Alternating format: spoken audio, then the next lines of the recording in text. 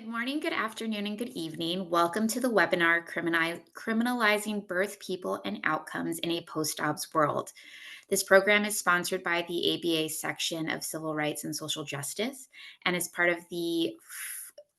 four in the Reproductive Rights and Justice Committee's In Conversation series, exploring the complex and rapidly changing legal landscape of reproductive rights in the U.S. CRSJ is actively planning additional programming on a variety of issues, so please visit americanbar.org/CRSJ for updates on these programs. Today, we will be talking about the pregnancy criminalization in a post-Dobbs world, from the Roe v. Wade decision in 1973 until Dobbs in 2022. There were more than 1,800 cases across the country in which law enforcement, prosecutors, healthcare workers, family regulation workers, and judges have deprived pregnant people of their constitutional right under the guise of protecting quote unquote unborn life. A recent report documents how the growing popularity of the concept of fetal personhood in anti abortion rhetoric and the reliance on substance use allegations are being used to charge pregnant people with criminal child neglect or endangerment, contributing to the rise in pregnancy criminalization since 2006. Even before Dobbs, people have been increasingly criminalized for their pregnancies, regardless of birth outcome. So today we are happy to have two experts here to discuss the criminalization in a post-Dobbs world. I am Nicole Vasquez Del Favero. I am an assistant counsel with the Department of the Navy's Office of the General Counsel and a committee member of the Reproductive Rights and Justice Committee. And today I am thrilled to be here with Kulsum Ijaz, Senior Staff Attorney of Pregnancy Justice, and Dr. Mishka Turplin, Medical Director and Senior Research Scientist at Friends Research Institute. I will go ahead and turn it over to Kulsum first for a brief introduction. Hi, everybody. Thank you so much for having me. I have the great privilege of serving as a senior staff attorney at Pregnancy Justice. We are a nonprofit organization that defends the civil and human rights of pregnant and postpartum people. And we do this in three key ways. We have a small but mighty legal team that represents people who are criminalized in relation to their pregnancy and their pregnancy outcomes. And we also engage in strategic litigation across the nation. We also have a policy team that works on proactive and defensive measures across the nation. And we also publish deep research to help inform our collective work.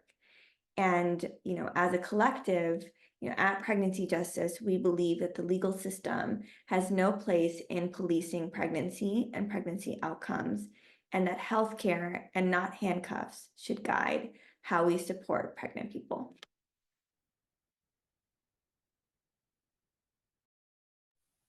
Thank you so much for being with us, Kulsum. Dr. Turplin, I'll turn it Hi. over to you for a brief introduction. Yeah, thank you. I'm Mishka Turplin. I'm a physician. I'm trained as an obstetrician gynecologist and also boarded in addiction medicine. So my clinical research, public health, and advocacy interests have really been along those intersections of reproductive and behavioral health, with particular attention really to the care of pregnant and parenting people who use drugs. I'm currently the medical director of Friends Research Institute, which is a drug addiction research institute based in Baltimore, Maryland, with some colleagues in Los Angeles. And I'm faculty as well at the University of California, San Francisco, where I serve as a clinician on the Substance Use Warm Line, which is a free consultation service for providers anywhere in the United States with questions about drugs, addiction, withdrawal management, and et cetera.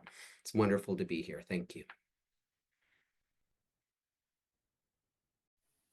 Thank you both so much for joining us today. I am thrilled to jump into a conversation with you about this really important topic. So, with that said, I'm going to jump right into our questions. So, our first question is for those that are just being introduced to this topic, can you explain what we mean when we say criminalization of birthing people and outcomes? I figure we can start with the legal perspective first and then perhaps jump to the healthcare setting. Yeah, absolutely. Thanks for that question, Nicole. So pregnancy criminalization happens when people are punished because of their pregnancy or its outcome. This can include situations where someone experiences a pregnancy loss, whether that's an abortion, a miscarriage, or a stillbirth. People can be criminalized for merely existing while being pregnant. I like to use the example of drug use during pregnancy, conduct that wouldn't otherwise be criminalized but for a person's pregnancy. And so, in states like Alabama, right, if you are a pregnant person living with, for example, a substance use disorder, a recognized mental health condition, you could be prosecuted under chemical endangerment of a child charges based on the idea that fetuses, and now even frozen embryos, are children. Most pregnancy criminalization cases are child endangerment or neglect or child abuse cases that stem from the idea that using drugs while being pregnant is abusing or chemically endangering the fetus.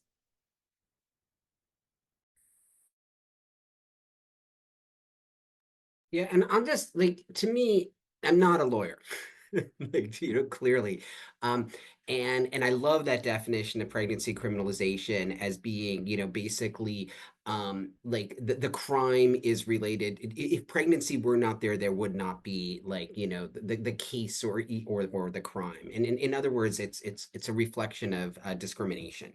Um, uh, and and it's not just, when the term sometimes is understood as being about criminal cases. And as in my work, I've been involved in some criminal cases, but most of the cases I've been involved with are ones like that are taking place in civil court with, like, related to child welfare, in which, you know, possession of drugs might be a misdemeanor, but delivering drugs to, like, an unborn child is, being a felony.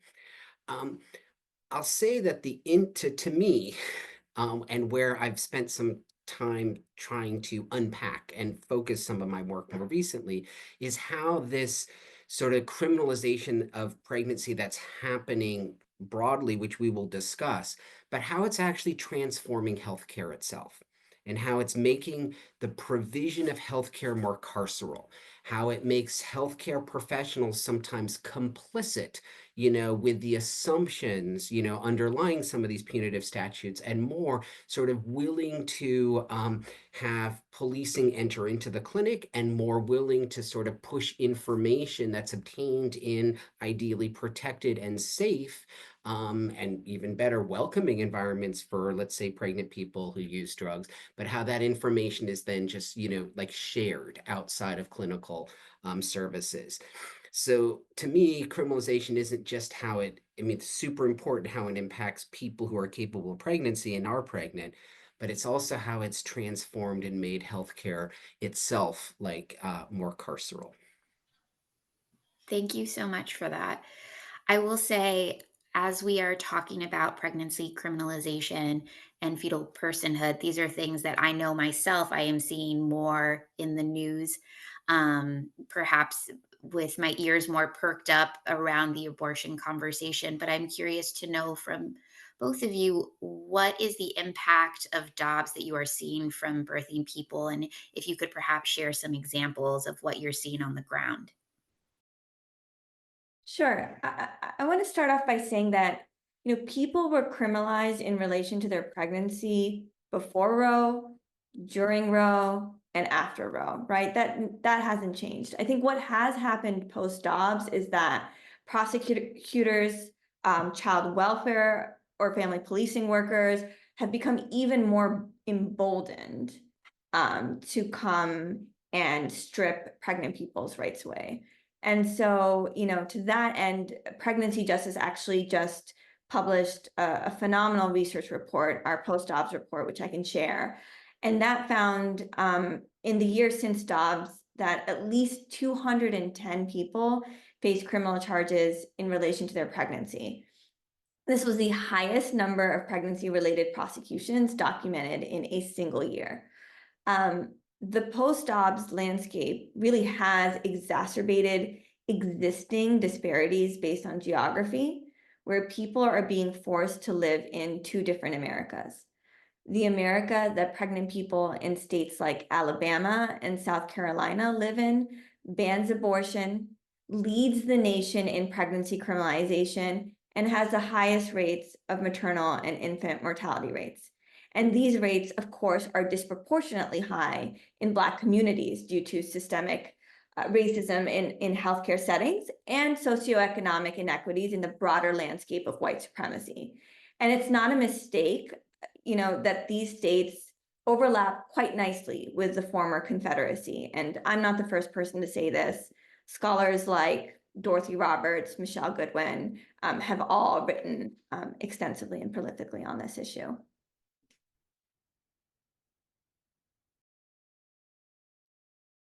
Yeah, I mean, you make a super like important point, like, that I,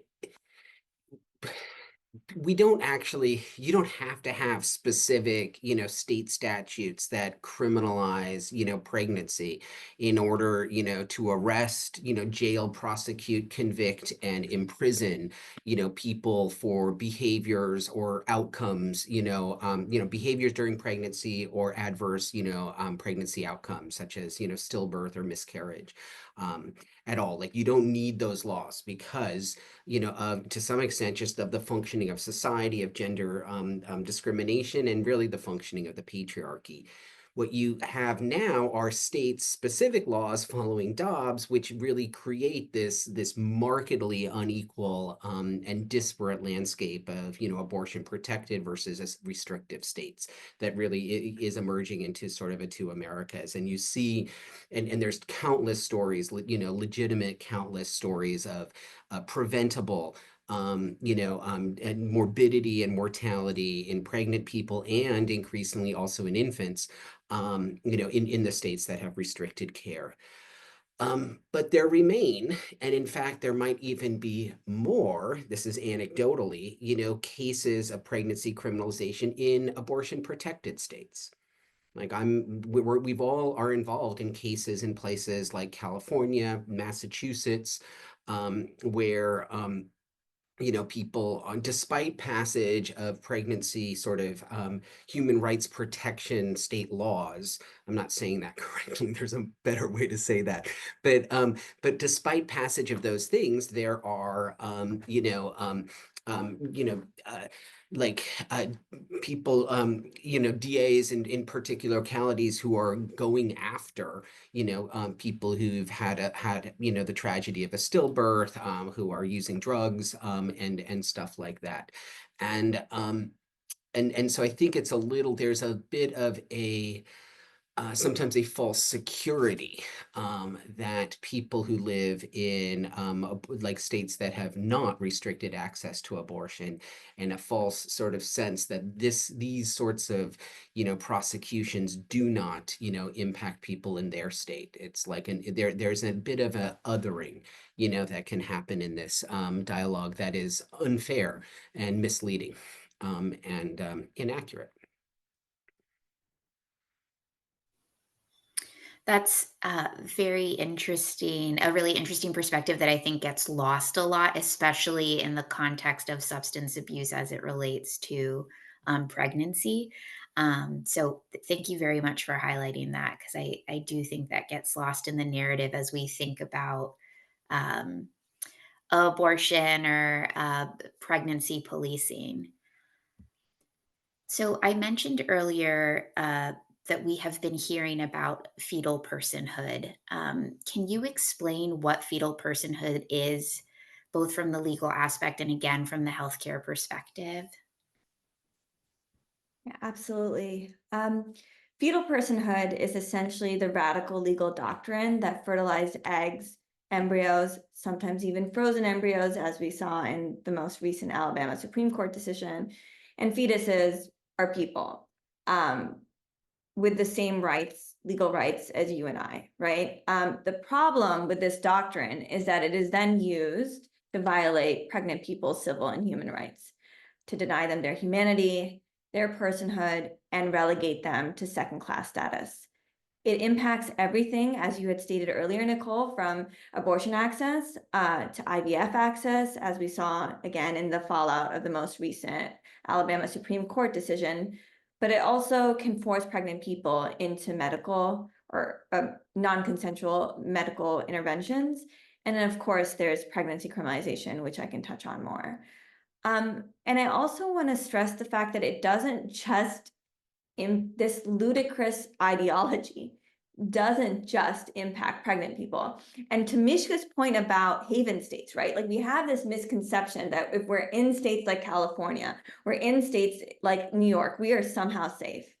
No, fetal personhood shows up in all kinds of ways, in places where you wouldn't suspect it to. And the best example that I can give you is a family court case out of New York, where a court held a father responsible for essentially not doing the patriarchy. A New York family court case is being appealed, where the question presented before the appeal court is whether the definition of neglect in the Family Court Act encompasses a father's failure to ensure his pregnant partner did not use drugs during pregnancy. And so, right, like it really goes to show you just how widespread this legal doctrine is. It can show up as making sure that pregnant people who use drugs during pregnancy are registered in the child abuse registry in Idaho, right? There's an Act 292 in Wisconsin that allows the state to take custody of the pregnant people, based on the mere suspicion that they might use drugs during their pregnancy. It appoints a lawyer for the fetus without appointing one for the pregnant person. Prosecutors in Oklahoma have tried to argue that they can prosecute pregnant people for using their medicinal marijuana license during pregnancy because the fetus doesn't have a medical marijuana license, right? And so, we're seeing this come up in all sorts of ways. And I think, in the immediate fallout after Dobbs, we also saw that people, even with the capacity for pregnancy, people who aren't even pregnant yet, right? Lupus patients who need methotrexate medication to treat their condition were being denied that medication because they could someday become pregnant, and that medication is contraindicated for pregnancy. So,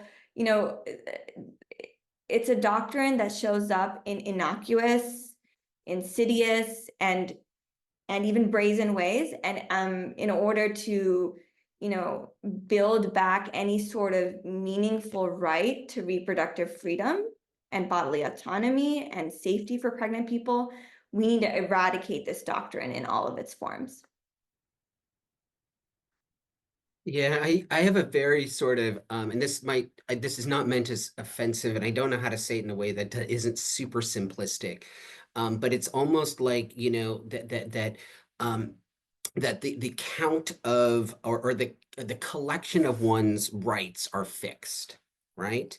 And what fetal rights or fetal personhood, what fetal rights do is they increase the rights of the fetus. In order, by increasing it, you must decrease the rights of the pregnant person. It's a fixed sum. It's a fixed unit.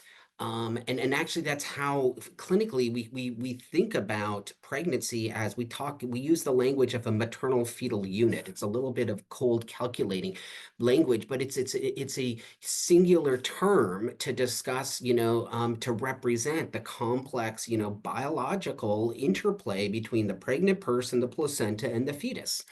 And in a way like this, in the concept of fetal personhood, cleaves something which is, truly like indivisible. Both, sort of scientifically and also I would say sort of socially and culturally.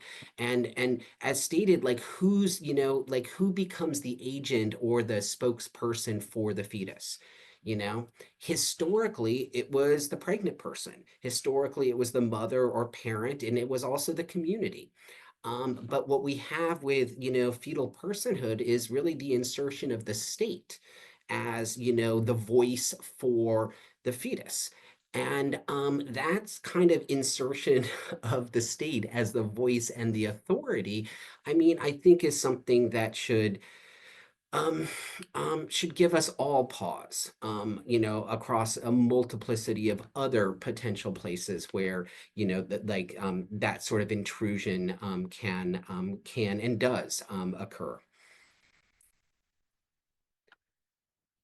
So as a clinician, like the fetus is, it is part of the care that is provided. Like there's like all sorts of truisms in prenatal care. Like sometimes that like hint at personhood in a way, but that people talk about, I'm taking care of two patients at the same time. But we're taking care of this unit together. You can't do something, to the fetus without affecting the pregnant person. You can't do something to the pregnant person without affecting, the fetus. It's a unit, it's unit and, dyadic care. And then after birth, we use the language of a dyad, right? They're, mother and infant. They're physically separated, but we, understand there's science behind this as well as like culture and history that these two things are more closely connected than any other two beings are. And I would say that generally speaking, in clinical care and in popular press and in how the sort of um, combativeness of the practice of especially like courtroom based law is that there's all these false dichotomies in this space, right? It's like the rights of the mother versus the fetus, that the perspective of the pediatrician versus the obstetrician, the doctor versus the nurse, the prescriber versus the social worker, the mother versus the child. And I think as a rule, like when you encounter these kinds of fixed dichotomies, like recognizing that they're false and that they're like oversimplified, and in many ways that sort of binary thinking is part of the problem.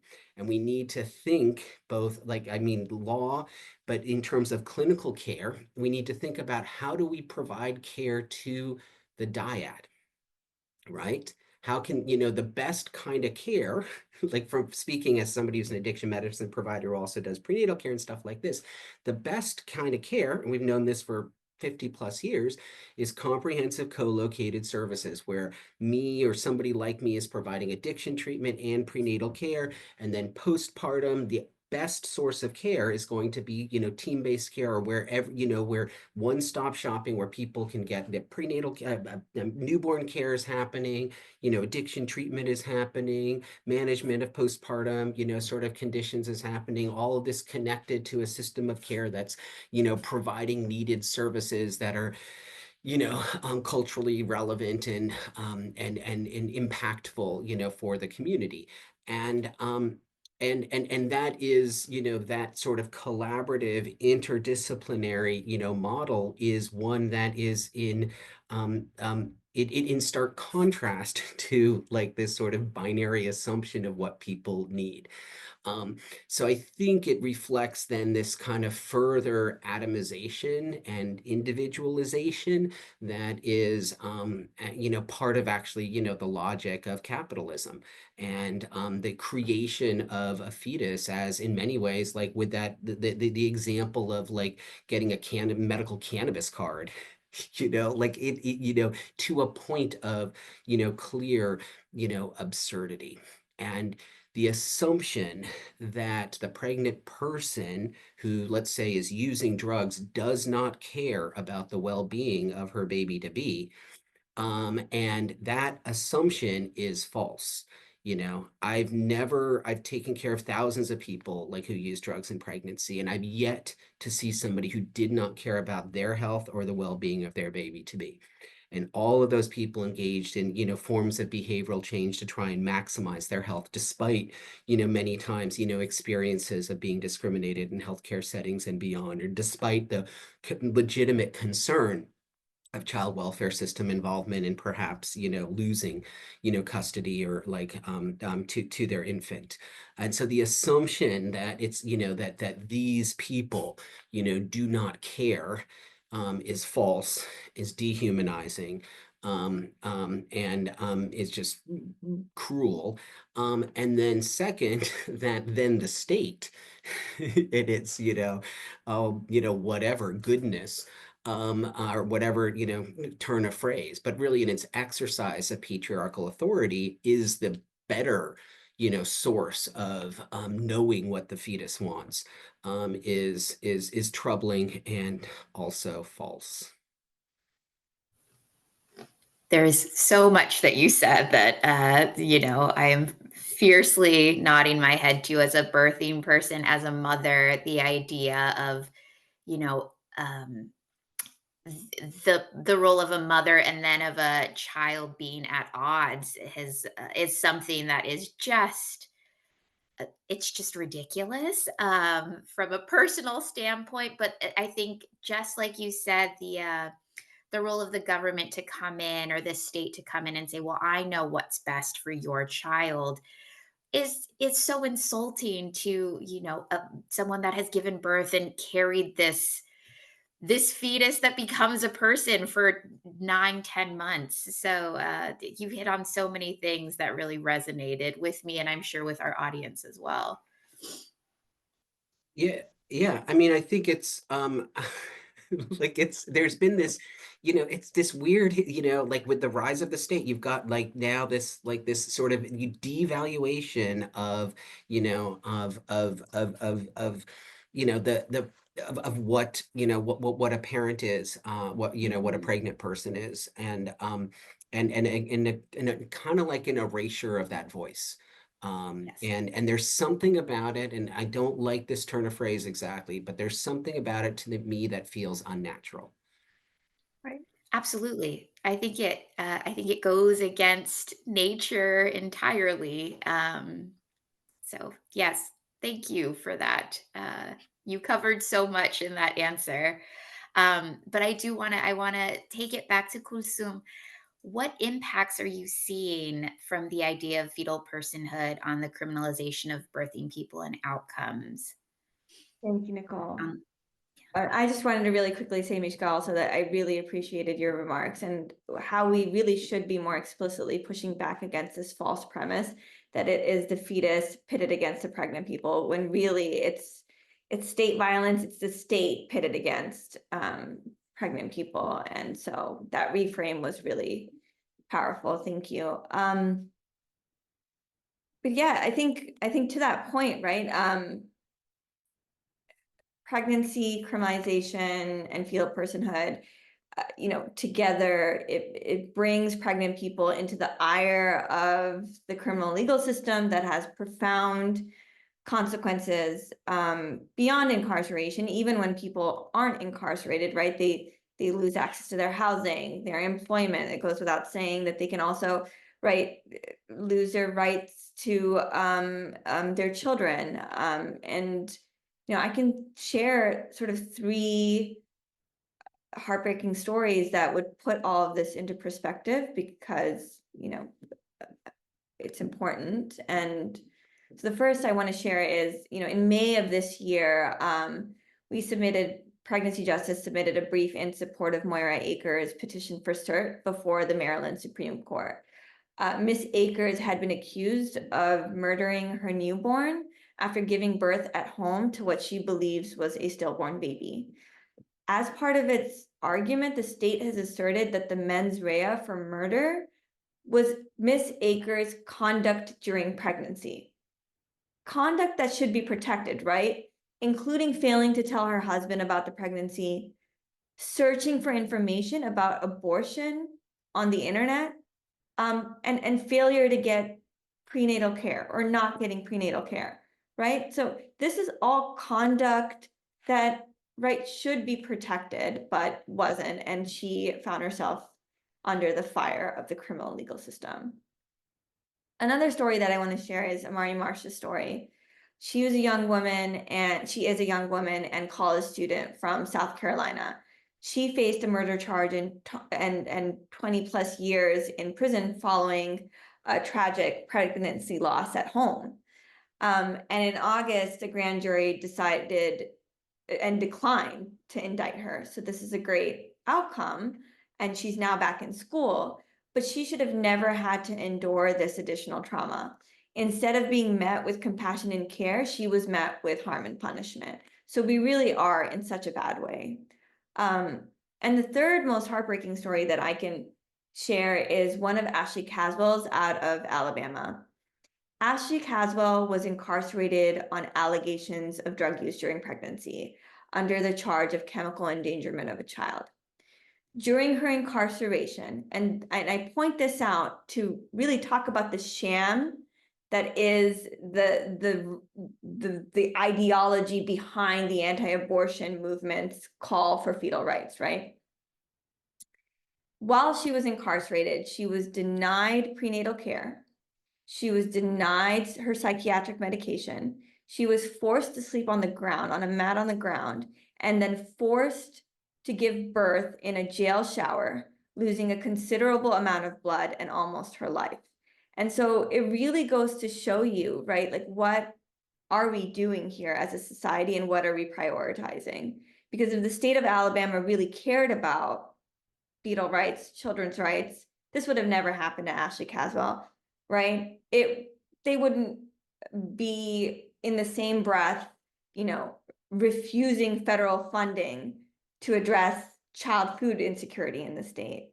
And so, when we talk about, fetal personhood, and we've been talking about it pretty high level as an amorphous concept, I want to stress to folks that it's also very real and it impacts people's lives on a daily basis. And so over to you, Mishka. Yeah, I mean, those are horrible stories that are unfortunately, common, and sort of one of the assumptions underlying, especially the incarceration piece of it, which is you had also mentioned is part of state law in Wisconsin and in some other states, is also false. The idea that the fetus is actually safer and healthier if the pregnant person is incarcerated. Like we actually know from there's a whole literature that relates to pregnancy outcomes in general amongst people who are incarcerated, and it's not healthy for the fetus to be in jail.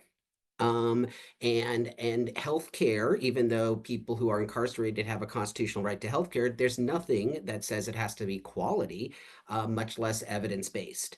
And this sort of the poor quality of care, in addition to sort of the psychological and its other impacts to the pregnant person and the fetus of incarceration, are not healthy.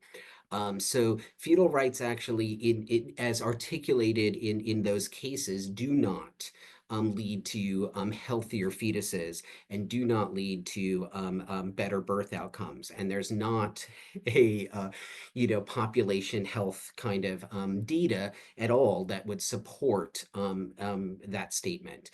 And in many ways, to me, yes, there's a legal classification of this, but somewhere I think of it more as really religiously determined,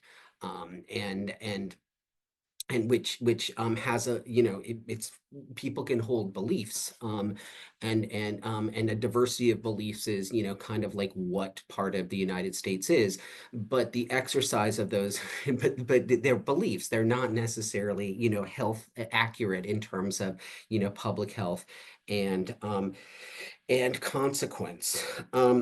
The uh the sort of the second thing from your cases that makes is relates to the Maryland case, and I'm familiar with this from other cases I've been involved with, where the sequence of events, somebody's had a the tragic event of either a stillbirth or sometimes even like an infant has died, and they call 911, and first responders show up. At some point in time, the police show up, and the police start to interview the person who just had the loss. And I in my role in these cases, I get read all these documents, and there's a common narrative that emerges, And that's this narrative that the person isn't grieving or responding appropriately to the loss, you know, that they're going outside to smoke a cigarette, that they're laughing, that they're hysterically crying, that it's somewhere, it doesn't matter what it is that they're doing, it's seen as inappropriate. And this is this kind of like form of policing, of grief, of responding to an unexpected and tragic circumstance. And I, as a health professional, and I'm unaware of what the appropriate versus inappropriate response is to a, unexpected, tragic circumstance. And yet, state actors and the police and stuff like that who are there at the scene, and those words then get placed into the record, and that becomes, a legitimate narrative of punishment. And so there's a policing, that happens, around, maternal behaviors like more broadly. And and that's existed, as we mentioned before, Roe v. Wade, before Dobbs, and hence the solutions, the responses to this. Yes, we need appropriate, legislation that protects, the autonomy and human and civil rights of birthing peoples and people who are capable of being pregnant. But we also need more than that, because that is might be the floor, but it's certainly nowhere close to what the world should look like. There's one last kind of thing that I think informs some of that incarceration of of pregnancy, in particular related to drug use. And that's this idea, right? The idea that somebody would put somebody in jail for the duration of their pregnancy is oftentimes and I've seen, people say this, and I've certainly seen it written in court statements, is like, I want to protect the fetus from drug exposure. And the only way I know how to do that is by placing the person in a controlled environment in which like drugs aren't available, leaving aside the fact that drugs are available in jails and prisons, just that. So I can see where that motivation sort of comes from. But to me, this reflects how we've kind of like internalized drug policy, which we haven't really talked about there's so many different things we could talk about. We classify substances as, there's legal, there's illegal, and there's also prescribed substances. And we make this assumption that things that are illegal are more harmful, from a biological or public health perspective. And that's that's false. Like, that's applying a, biological lens to a legal classification. The most dangerous thing in general about illegal drug use in pregnancy is the fact that it's illegal, not the drug itself. The fact that using that drug means that you're engaging in a criminal economy that has, a risk to it. That if you're, caught, you have risks in terms of incarceration and pregnancy criminalization, all this sort of stuff. That you might lose your children because of how the child welfare system considers these sorts of things. But the drug itself is actually far less risky from the perspective of teratogens, right? Which are substances which can cause birth defects. There's 100,000 or so known chemicals in the universe. Only a handful cause birth defects. Almost all of those are actually prescribed medications, with the exception of legal medications, alcohol really being the leading cause of preventable intellectual disability in the United States. But none of the illegal substances are actually teratogenic. So the risk, when we think about the health, when I think about sort of the health consequences of substance use disorder in pregnancy, the risks really are of untreated addiction is associated with preterm birth and low birth weight. Treated addiction really isn't. And so there's much more that goes into what is a healthy pregnancy, what is a healthy outcome, than just that drug exposure. So this assumption that you're protecting the fetus from this, like, harm of illegal drugs by incarcerating the person, but then denying them, humanity, like quality medical care and all sorts of other things. The fact that that would even potentially lead to a healthier birth outcome, you can see how that's not the case. And you can see how too that there's this line of sort of the internalization of the assumptions of like prohibit, drug policies that feed into decision making, both in terms of pregnant people and then in terms of how we're going to criminalize and prosecute, after birth. So it's really interesting because as we're talking about this, right, I think there's this idea that the birthing person is a vessel, and the most important part of this vessel is the fetus. And so it really speaks to the dehumanization of the birthing person. Um, but it's just mind blowing Yeah. what you said about drugs and treatment is really mind blowing. Yeah. I mean, we know like that there is a complex interrelationship between the fetus as it grows and the pregnant person. We think of it as like, both forming and informing each other. And that trajectory continues, through newborn care and beyond. And this is well described, in the science, both in terms of pregnancy science and early childhood development.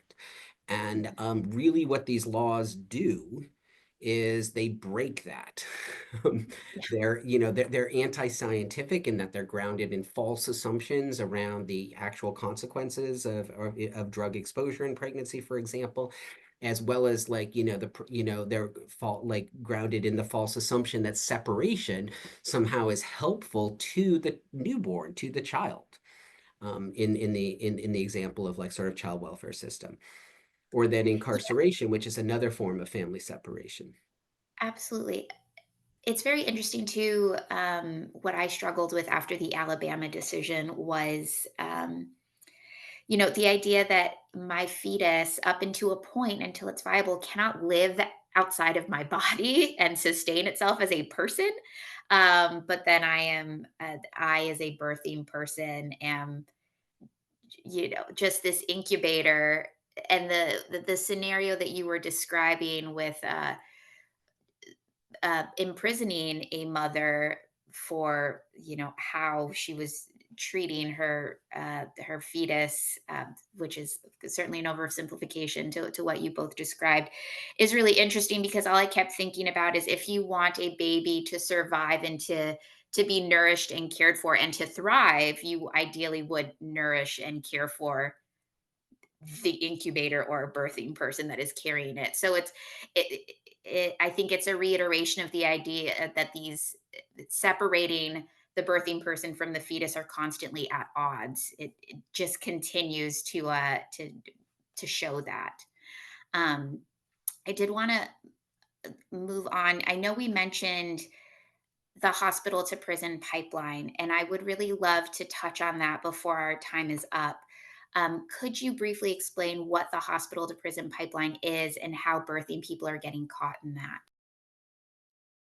Absolutely. So I just wanted to go back to something that you had said earlier. If we take it one step back, even prior to incarceration, if there's a state that's criminalizing people for conduct during pregnancy or merely existing while being pregnant and using drugs, that person is less likely to access a healthcare setting and get prenatal care. Hospitals are supposed to be sanctuaries. They're not supposed to be surveillance and policing sites. But all of a sudden, we've turned them into that, especially for pregnant people.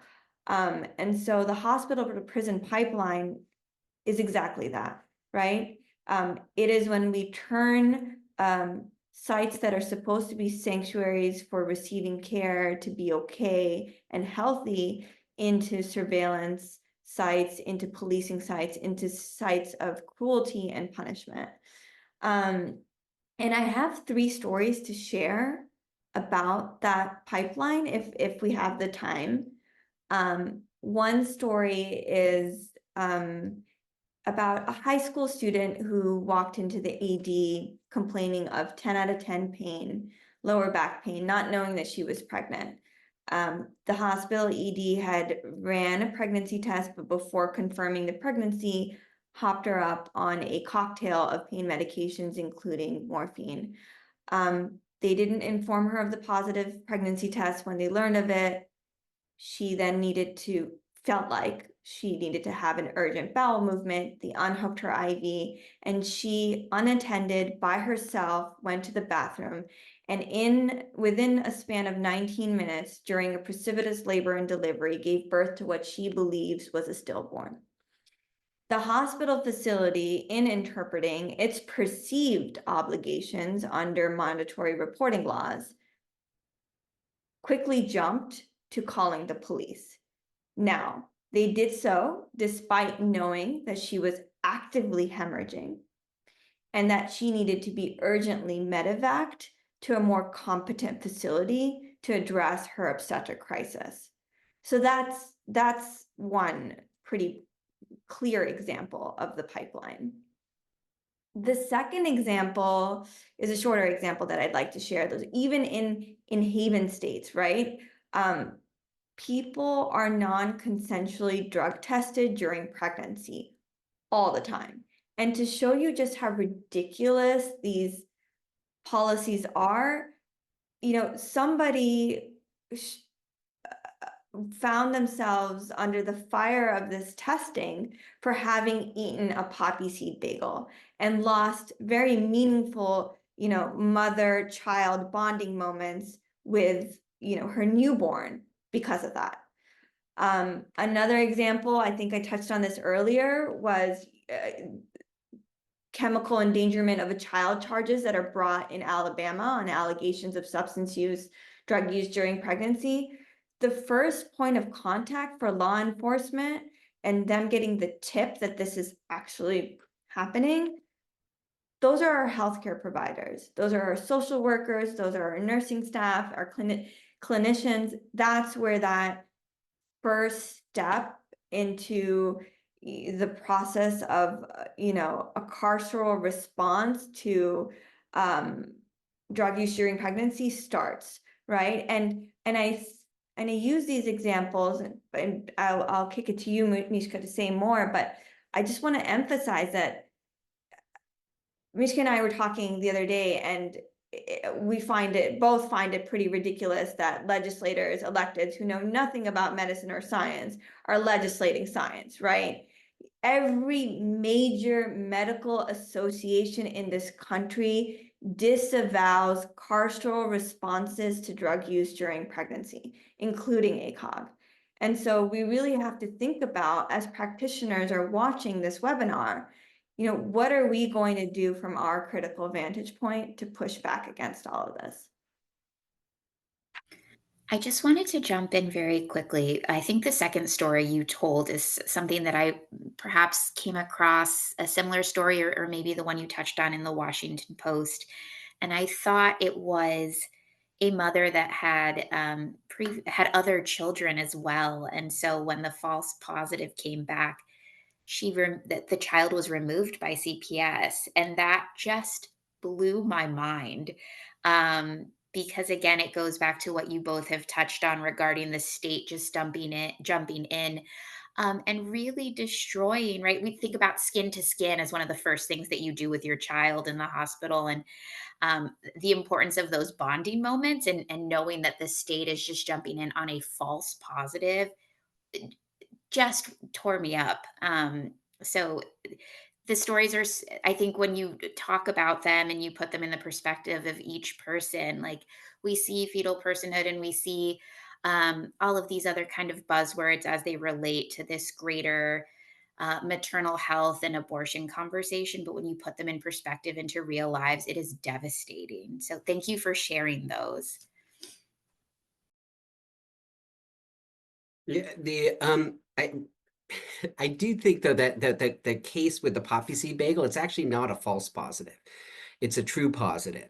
The presumptive drug test was positive for morphine, and the source of them, but it was misinterpreted by the health professionals and over-reported to child welfare, and the test was non-consented.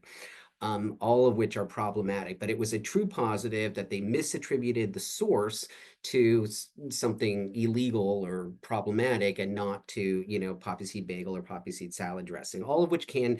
So this is a small point, but our technology of drug testing has improved in accuracy.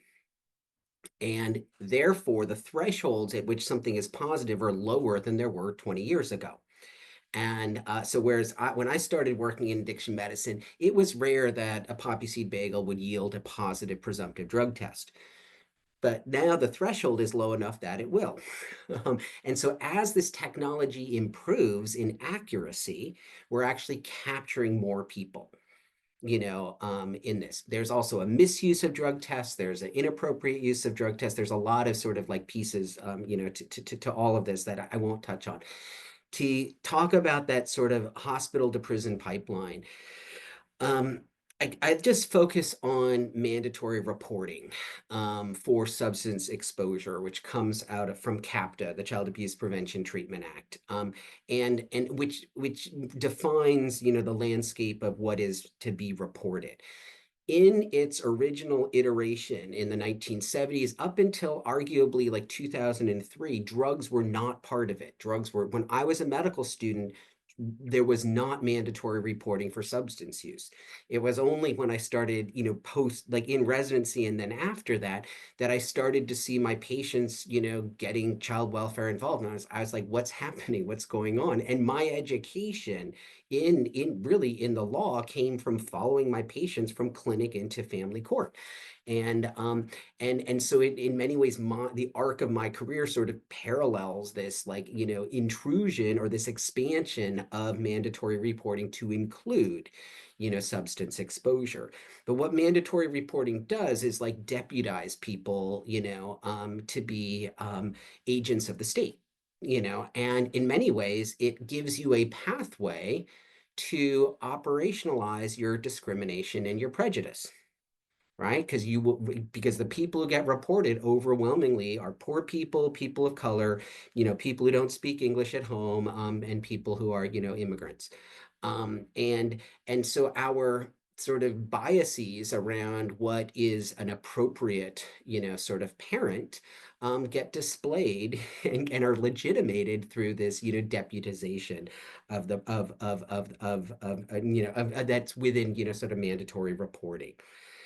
But what happens in, some of these cases are all examples of sort of information oversharing, right? ACOG has described the American Congress of Obstetricians and Gynecologists has described like these laws and policies as making healthcare professionals act like agents of law enforcement. In many ways, that's that deputization. And you could say that is making people do things that is in conflict with their professional ethics. And I'll say for many health professionals, it's also, a source of moral injury. Like working within a system which is making you report or feeling like you have to report somebody for something, it feels like a conflict with your, core values, and probably contributes in some ways, to, provider burnout, among other things. Now, the harms to us as providers of existing within a mandatory reporting, framework are less than the harms are to, people, whose families are and themselves are reported. But there's a harm to the profession, with this legislation, as well. But this idea, this sort of information sharing, I think, it's like I just want to like oversharing. We see it in self-managed abortion cases. We see it constantly, around substances. It's not just that we're making phone calls to, surveillance agencies. But sometimes, and this I hear this, I've never complied with this, but but it puts people in tricky positions that healthcare professionals get a phone call from the child welfare worker saying we need a drug test. Can you do it? And the provider, usually you talk to the patient, and the patient might say, yeah, like, I want it. It's evidence of negative or something. And then you do it. And this is troubling because you're ordering a test which is designed within a healthcare system to inform the care of the person. It's being reimbursed under the assumptions of it being a healthcare test, not a forensic or, child welfare case. So there's a potential that there's like actual, fraud happening, within that compliance. And so this intrusion is like multifold. And at the level of the system, when hospitals sometimes, we've done some qualitative, me and Sarah Roberts and other people have done some qualitative research on this, figuring out how do hospitals come up with, drug testing and reporting policies. Generally speaking, they talk to their local child welfare agency. That's who's informing the hospital policies, not the public, not a public health approach, not the people who are providing care, within the system for the folks with substance use disorder. There's this, so there's lots of ways that carcerality sort of enters into clinical care, such that I would say that the proximity of policing and clinical care is the closest, during the birthing hospitalization. And that really reflects, as we've talked about before, I think sort of a larger, irrespective of abortion legislation, this reflects, like the patriarchy and really the power of, the state, and the classic definition of the state, that which has the, monopoly on violence, and really one of the core things that even pre-modern states, one of the core things that authorities did to exercise their authority was separate families. And that's part of the chattel slavery. That's part of the attempted genocide of indigenous peoples. That was part of the dirty wars in Argentina. That was part of the early Russian invasion of the Ukraine. And that's part of the functioning of the logic, you could say, of the child welfare system today. Thank you so much for that. It is a heaviness that we leave this conversation, I think, but I am hoping to end on a slightly more positive note. So, for our audience that is watching, as we bring this program to an end, could you, in 1 or 2 minutes, tell me what your call to action would be to address the issues we talked about today? I think I would hope the audience would really take in Mishka's words, and sit with them and to have them resonate. We do have to ask ourselves, right? What would it look like if we chose care and compassion and comprehensive health care over harm and punishment? And then act, right? We should call for strengthening patient privacy laws so pregnant people can feel safe accessing care. Hospitals, again, should be sanctuaries and not surveillance sites. What would it look like if people who use drugs during pregnancy felt safe accessing that pre and postnatal care? What would it look like if we provided funding for, as Mishka had mentioned, integrative and culturally compassionate and competent, non-judgmental, consensual healthcare and treatment programs for pregnant people living with a substance use disorder or using drugs during pregnancy? What would it look like if we repealed CAPTA? What if we also repealed state laws that call for mandatory reporting for substance use during pregnancy? What if we ensured that federal Title V block funding doesn't go to promoting the further entanglement of policing and healthcare? We can call for an end to prosecutorial policies that punish pregnant people.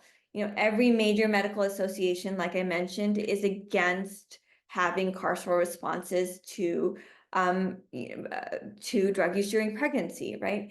And I'm not going to talk about the elections, but no matter what happens, we have to ask ourselves, what would it look like if we had a DOJ that would be willing to investigate prosecutions uniquely levied against pregnant people as civil rights abuses? If we lived in a nation where the most powerful systems and institutions banded together to protect pregnant and postpartum people, I certainly don't think we'd be living in a nation with damning maternal mortality rates. And, we talked about a heavy heart and how this conversation has been heavy. On my darkest days, I do feel that heaviness because we have ceded so much ground.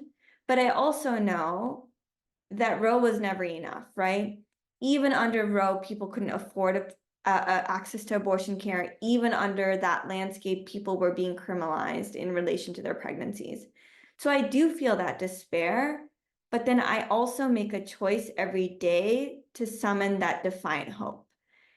It's not an easy choice, but if there's anything that I can leave you with today, is that you can summon that defiant hope too. We as practitioners sit at a critical vantage point to shift law and policy to protect pregnant people and build a beautiful path forward. Thank you so much for that, Mishka. Oh, that was awesome. I completely agree. Um, yeah, just to touch on the Dobbs decision, because when I was listening to it, I was struck by lots of things, but one thing in particular, which was that like law school does not provide a very good education in reproductive health. And sort of the lack of science on all sides of the bench, on the whole, like was shocking to me somewhere, and then not at all. And that's true of other courts too. So, I mean, I guess I would say like what I would like to see is the court to not practice medicine.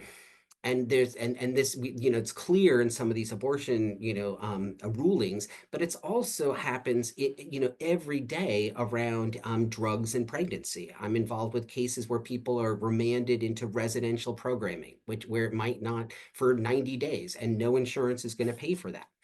I've been involved in a case where somebody's remanded to go into 12-step and get a sponsor.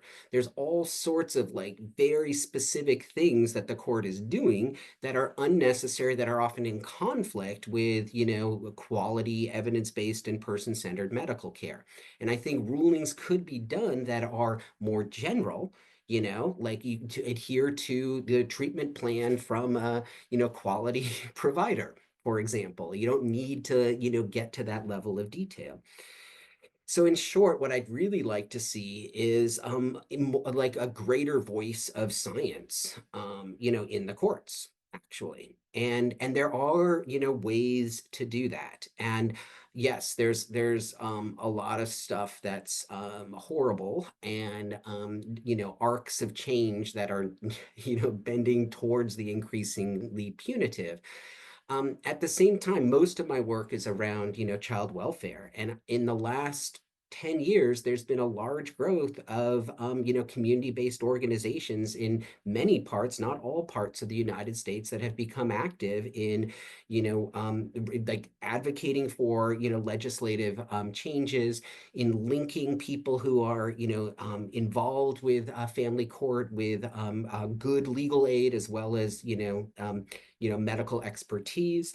And there's been this emergence of this sort of preventive legal advocacy world, which really, which is, I think almost every state has a has at least a provider, that represents that. And I'd like to see those sorts of alliances build further. I would like to be, to continue, and for people like me, to work with lawyers like all of you, both on specific cases, because I think everybody deserves, clearly the legal representation is the most important in court. But I think when scientific and, medical issues are at play, I would also say that people deserve proper expert, medical representation or expertise in that as well. And then, from the court, backwards, like collaborating around preventing, people getting to court. My patients oftentimes what they, yes, I provide them a service, but oftentimes what they really need is good legal advocacy, which I and my clinic we don't provide that directly. So these kinds of, we know about the sort of medical legal partnerships. I'm kind of thinking about legal medical partnerships. How do you bring medicine into the work of the law, so that, like, in the review of the records, like I get them way at the end. People can, sort of look over those things earlier. What are the proper questions to ask? What is the proper record to get? Um, there's a lot of opportunities, I think, and a lot of community, activism in this space that we can collaboratively, really, form a stronger, allyship, that can help, move towards, that vision of the world, that I think we all share. Couldn't agree with you more. So thank you so much for that. With that, I will bring our program to a close. Thank you both so much for your time and sharing your expertise with us. This was such a delight to chat with you on this really important issue. Thank you to our audience for watching and engaging with our program. This series will continue throughout the year and address other significant components of reproductive rights, so I hope that you will join us for that. The section of Civil Rights and Social Justice provides free webinars and resources for legal professionals and advocates nationwide. We hope this helps you in your work. And again, if you can, please consider joining and becoming active in the ABA. You may do so at americanbar.org/CRSJ. Best of luck in your work. Thank you so much for fighting the good fight that is so needed and necessary in our country right now. And thank you again for spending your time with us today. Thank you so much for having us. Yeah, thank you.